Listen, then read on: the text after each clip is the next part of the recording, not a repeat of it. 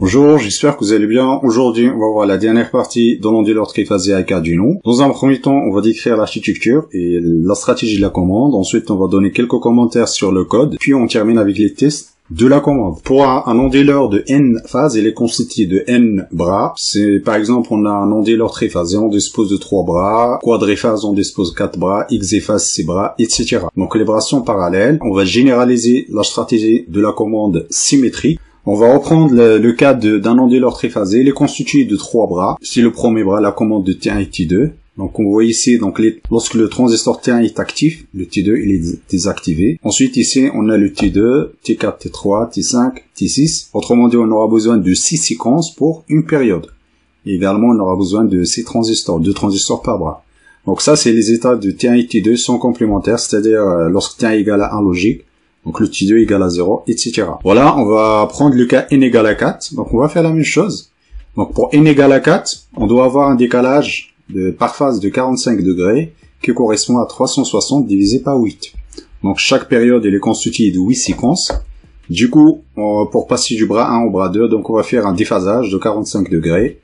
Pour passer du bras 2 au bras 3, on va faire un déphasage 2 fois 45, etc.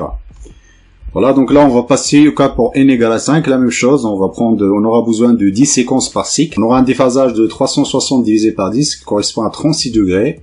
Autrement dit, entre chaque bras, donc il y a un décalage de 36 degrés. Celui-là, donc le premier bras, c'est le bras de référence. Ensuite, deuxième bras, on va décaler de 36.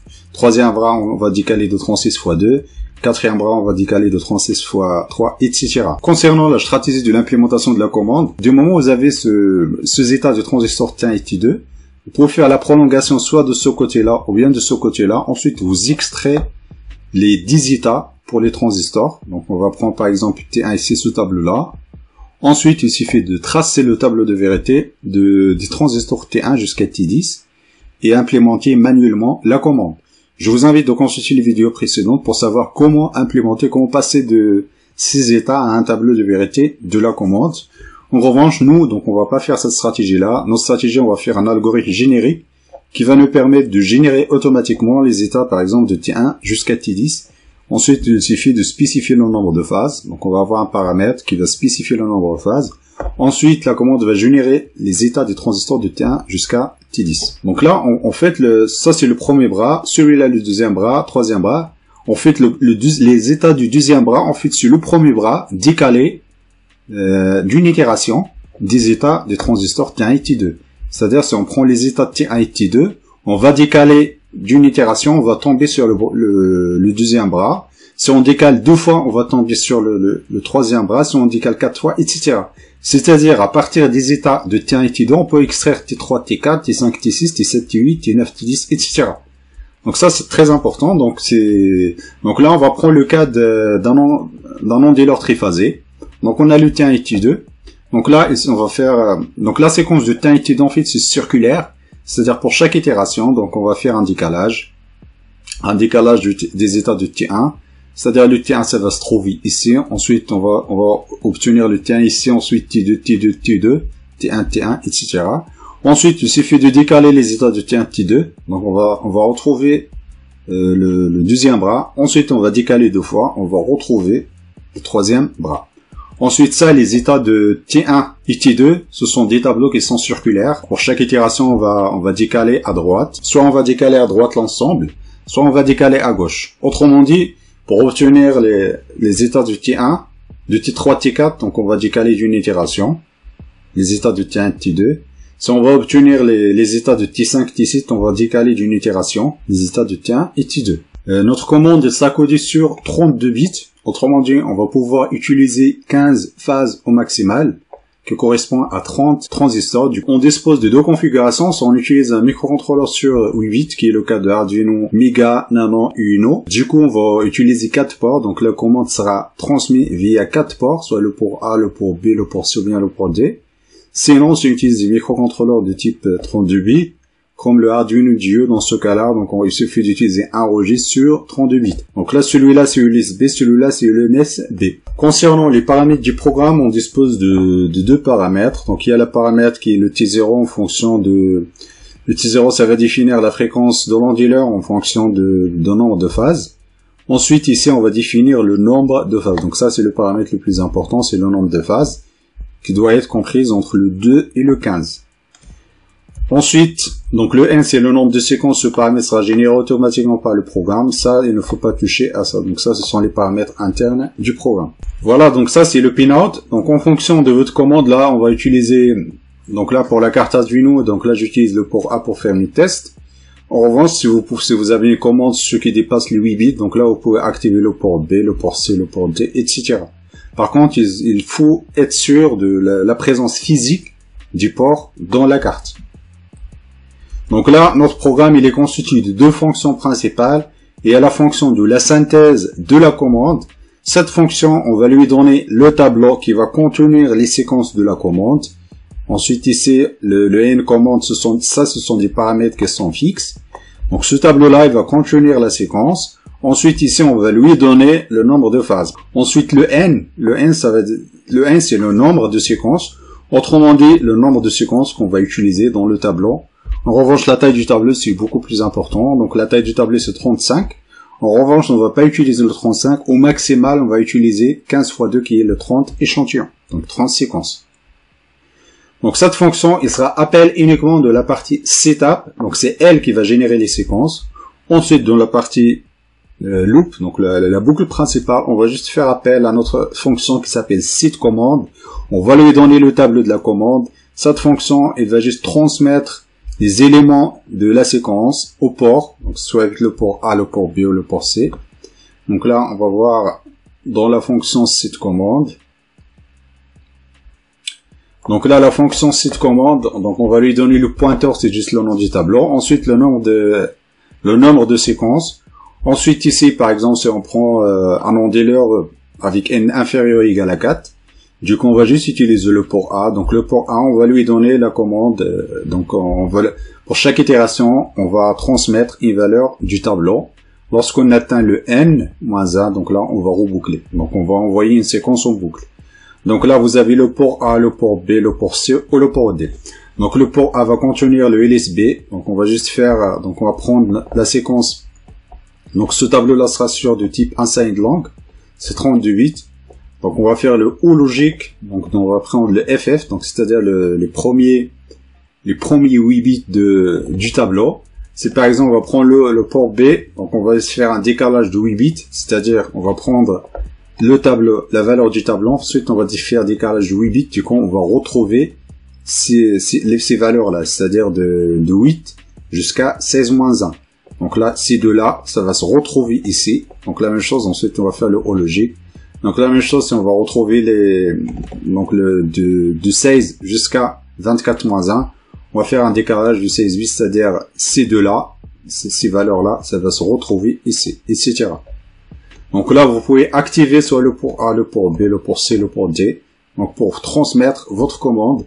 Donc ça, c'est dans le cas d'utilisation d'un microcontrôleur de 8 bits. Si vous utilisez un microcontrôleur de 32 bits, donc il suffit d'utiliser un seul port et vous transmettez directement la valeur sur 32 bits, parce que la séquence, ce sont des valeurs qui sont codées sur 32 bits. Je mettrai la description et le code dans le blog comme d'habitude. Vous pouvez récupérer le code et faire vos propres tests. Donc là, ce qu'on va faire, on va juste faire quelques tests. Donc là, on va commencer par le n égale à 3. On va faire appel à la fonction getCommand. Dans la partie getCommand, donc on affiche les séquences du tableau. Voilà, donc ça c'est le moniteur serré. Donc là, je vais faire, je review.